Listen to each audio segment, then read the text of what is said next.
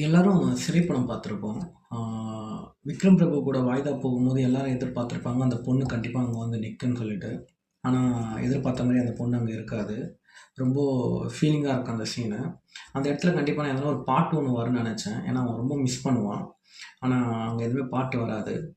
So, அந்த இடத்துல ஒரு பாட்டு ஒண்ணு இருந்தா எப்படி இருக்கும்னு சொல்லிட்டு நானே ஒரு கம்போஸ் பண்ணி ட்ரை பண்ணியிருக்கேன்.